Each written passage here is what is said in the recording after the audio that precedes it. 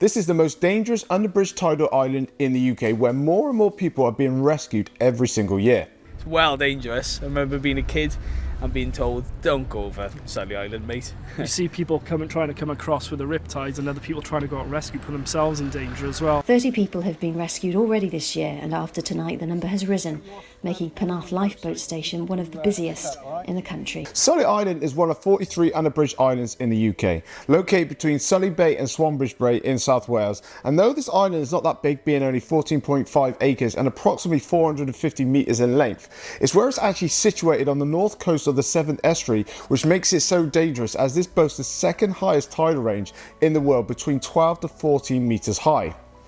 Now, the reason for this is due to several factors, including the shape of land mass of water from the Atlantic Ocean to the west, various pressure systems, and also the channel's shape, which resembles a funnel, causing the mass of water to increase in both range and rate. This is also paired with high ground to the south and the mountains in South Wales funneling prevailing westerly winds, which increases the speed of water, and consequently the tidal range is actually worse in the region that the island is in, due to the tide splitting and causing ebb currents to rejoin and squeeze the west going water, leading to acceleration and high flow rates. Now, every year hundreds if not thousands of people make the walkover after visiting nearby places such as Barry Island in Cardiff via a causeway that is only around about 400 metres long. This actually has a traffic light system that actually gives people the green light when to actually cross, and all the information and instructions, including timings of the tides, as it can only be reached 3 hours either side of low tide. Now, a round trip there and back without stopping would only take around 45 minutes, but it's worth stopping off and admiring the views once you're over there, as you have some beautiful views out to Flatholm Island,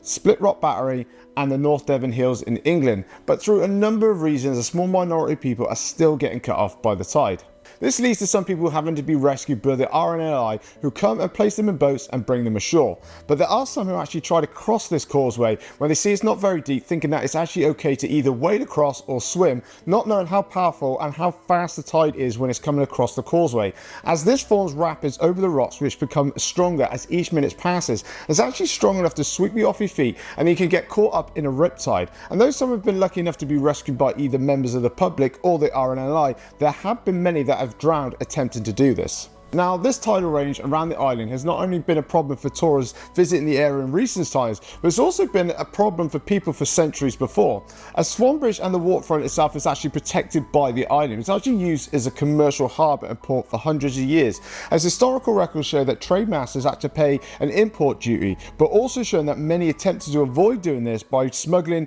cargoes ashore along with illegal immigrants. Due to this, there have been many ships that have sunk to the tricky tides and the narrow access in the vicinity of the island, with the most famous one being the Antarctic survey vessel called the SY Scotia, which was wrecked on the island on the 18th of January 1916, which even the local elderly residents remember as far away as Barry. But there is only one visible skeleton of a wreck on the island, but the vessel's keel is too short to be that of the Scotia. And it's through history like this, and that was actually the former haven to the medieval pirate Alfredo di Marsico, that the locals have fought to keep this island free and open to the public, as there have been many attempts by companies to buy the land and build on it. As such, in 1985, the Vale of Glamorgan Council refused an application for building a health and holiday facility on the island,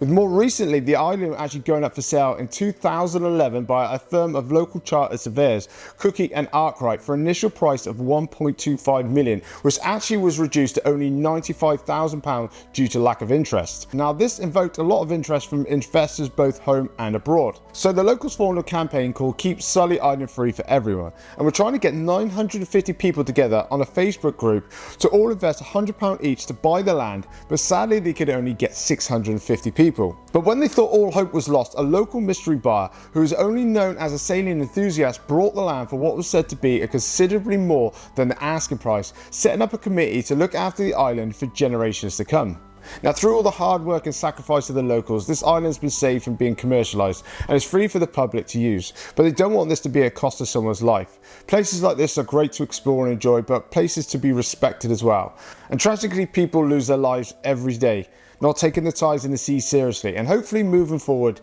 people coming to this island will take more care and follow the guidelines that have been placed to ensure their safety and that of others who would be called to rescue them.